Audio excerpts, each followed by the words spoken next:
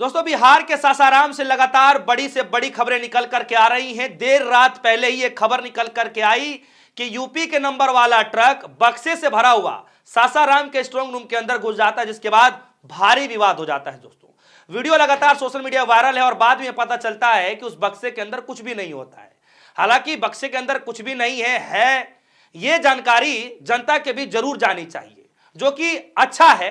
बक्से के अंदर कुछ नहीं था, संदेश मिला, अच्छा लगा। खैर दोस्तों, बिहार के अंदर से एक ऐसी खबर सामने निकल कर आई है जिसने पूरी तरीके से खलबली पैदा कर दी है। जब ये खबर आप लोग सुनेंगे तो शायद आप लोग भी दंग रह जाएंगे कि किस तरीके से वीवीपैट की पर्चियां जो हैं सड़कों पर बिखरी हुई मिली, सड़कों पर डली हुई फिरी। और एक और बड़ी मांग बिहार की जनता सड़कों पर उतर के कर रही है कि बिहार के अंदर दोबारा से चुनाव कराए जाएं, जिसके बाद से चुनाव आयोग बुरी तरीके से फंसे हुए नजर आ रहे हैं। और किस तरीके से वीवीपैट की पर्चियां जमीन पर गिरी पड़ी हैं, आप लोग इस रिपोर्ट को शुरू से आखिर तक देखिएगा। गोदी मीडिया ने तो इस खबर को आप लोगों की आंखों से ओझल किया है, ब्लैकआउट किया हुआ है। आप लोग इस रिपोर्ट को देखिए। वीडियो है DS4 न्यूज की, दोबारा वोटिंग की मांग 1 2 3। देर रात पहले ही एक खबर निकल करके आई कि यूपी के नंबर वाला ट्रक बक्से से भरा हुआ सासाराम के स्ट्रांग रूम के अंदर घुस जाता है, जिसके बाद भारी विवाद हो जाता है। दोस्तों, वीडियो लगातार सोशल मीडिया वायरल है और बाद में पता चलता है कि उस बक्से के अंदर कुछ भी नहीं होता है।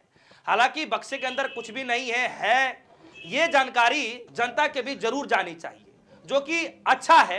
बक्से के अंदर कुछ नहीं था, संदेश मिला, अच्छा लगा।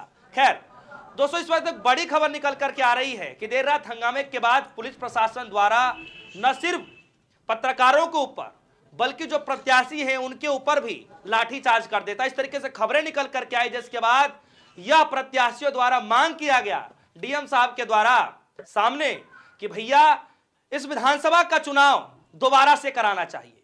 दोस्तों, सुनकर आपको हैरानी होगी, और बिहार से न सिर्फ सासाराम की बात मैं बता रहा हूं बल्कि बकायदा दोबारा से कराना चाहिए। विधानसभा की खबर मैं आपको बतलाने जा रहा हूं, जिसके बाद हंगामा मचा हुआ है, क्योंकि वहां पर भी वीवीपैट से निकलने वाली पर्चियां खुलेआम सड़कों पर मिली है। दोस्तों, जिसके बाद वहां पर भी लोगों ने हंगामा खड़ा कर दिया और कहा कि यहां पर चुनाव दोबारा कराना चाहिए।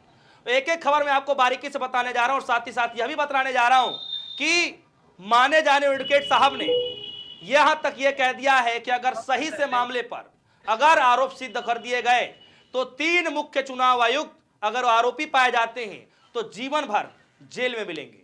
तो दोस्तों, सबसे पहले मैं आपको बता दूं कि मेरे हाथ में ये जो अखबार है लाइव हिंदुस्तान का अखबार है, और इस अखबार में दोस्तों बकायदा आज की ये अखबार है, और पेज नंबर जब आप 8 पर जाएंगे दोस्तों, इसमें खबर छपी हुई है मतदान केंद्र के बाहर वीवीपैट की पर्चियां मिली है। और इस खबर में दोस्तों जब आप जाएंगे तो बकायदा इस खबर में लिखा हुआ है कि जो वहां पर लोग हैं, जो प्रत्याशी हैं, दोबारा वोट कराने की मांग कर रहे हैं।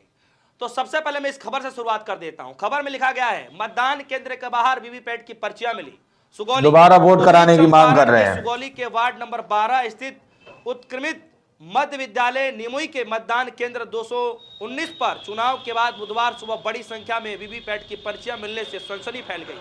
सूचना पर पहुंचे ग्रामीणों ने वोट में गड़बड़ी की आशंका को लेकर हंगामा शुरू कर दिया।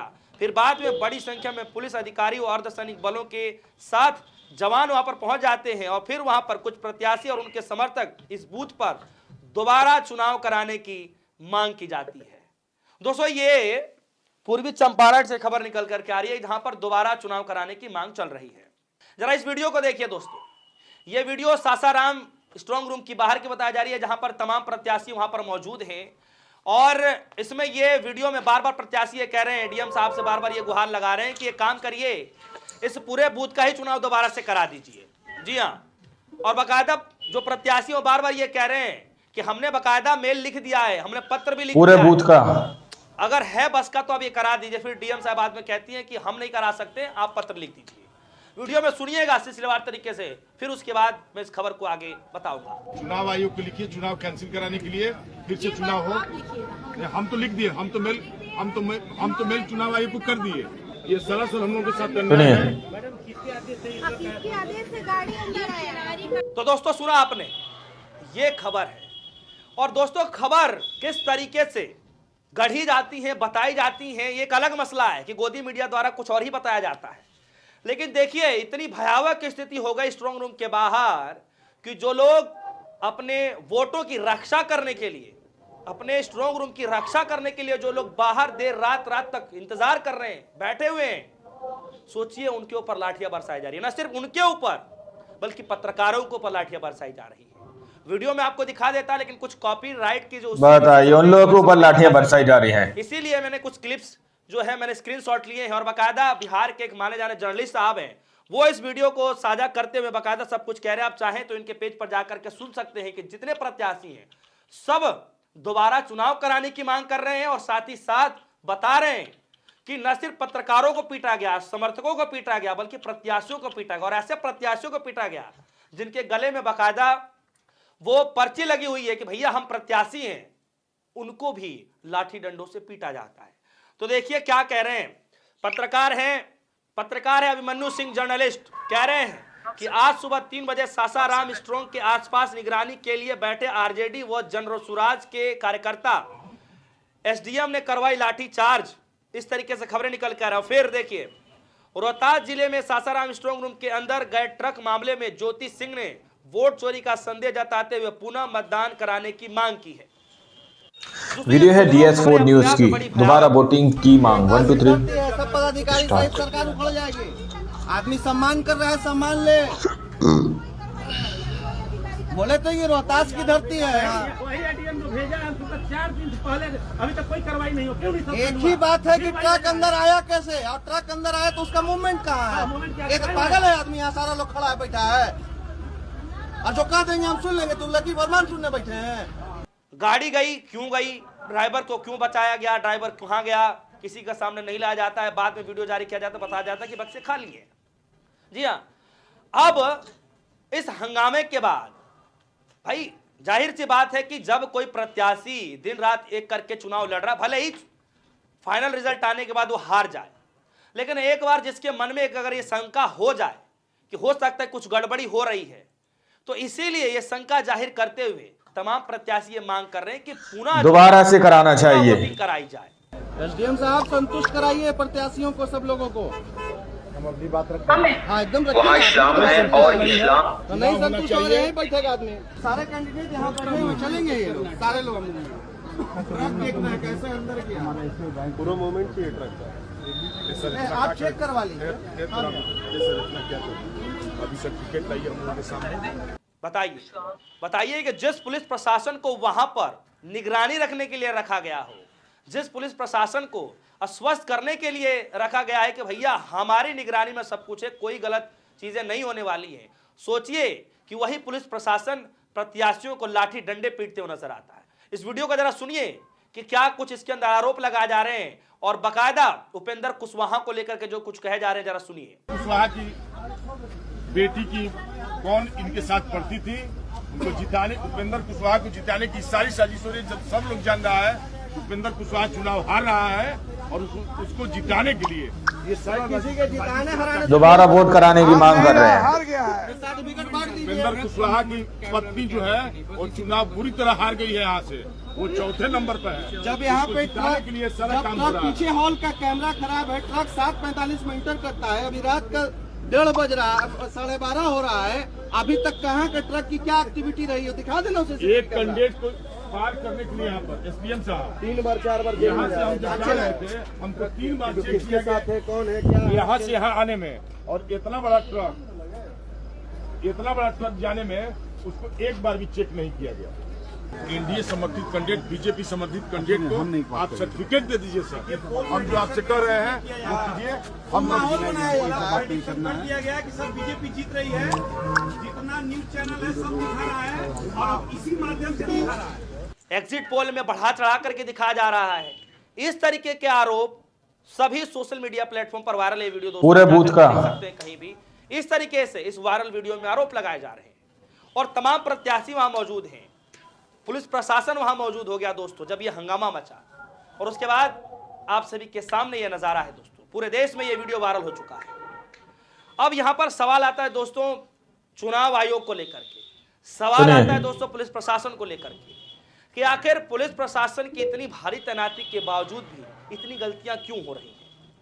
क्यों चुनाव आयोग पूछे गए सवालों पर जवाब नहीं दे पा रहा है? क्यों? आखिर इसके पीछे की मजबूरी क्या है, मंशा क्या है?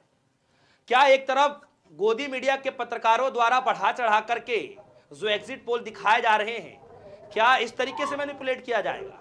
हालांकि दोस्तों मैं आपको बता दूं कि जितनी वीडियो वायरल हो रही हैं इसकी पुष्टि मैं नहीं करता हूं, ये तो जो आरोप लगाए जा रहे हैं आरजेडी पार्टी के द्वारा, जो उनके कार्यकर्ता उनके द्वारा अब इस वीडियो में बताइए, उन लोगों के ऊपर लाठियां बरसाई जा रही हैं। वो खुद आरोप लगा रहे हैं जो स्ट्रांग रूम के बाहर बैठे हुए हैं।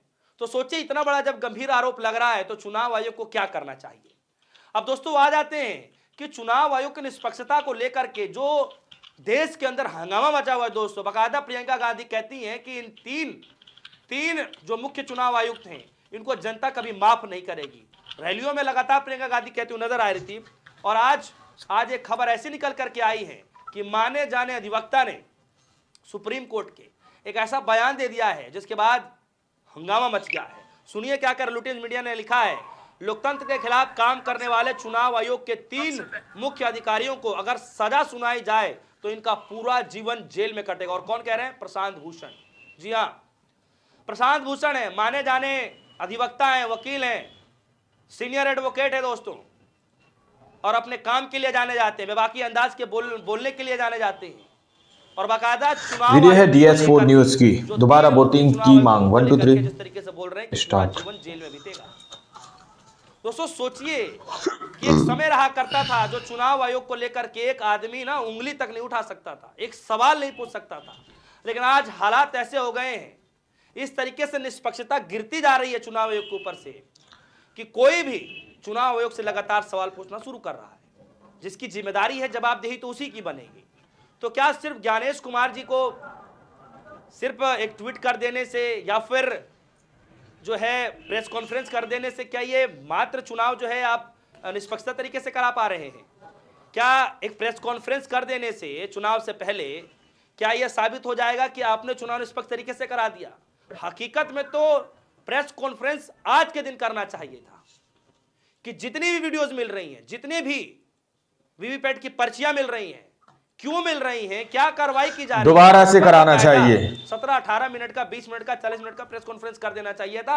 और साथ ही साथ पत्रकारों द्वारा पूछे गए सवालों वहाँ इस्लाम है और इस्लाम, वो वाला प्रेस कॉन्फ्रेंस नहीं करना चाहिए था जिसमें चुनाव आयोग ज्ञानेश कुमार जी कह रहे थे कि फ्लाइट का टाइम हो गया है। जिम्मेदारियों से भागना नहीं चाहिए, जिम्मेदारियां हैं तो जनता से जो सवाल है, पत्रकारों के जो सवाल है उसका जवाब देना चाहिए।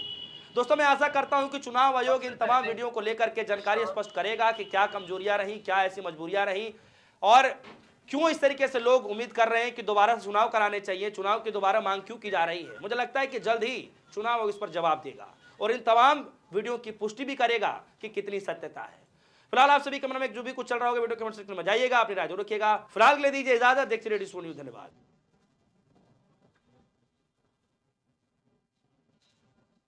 दोस्तों आप लोगों ने इस वीडियो को शुरू से आखिर तक देखा।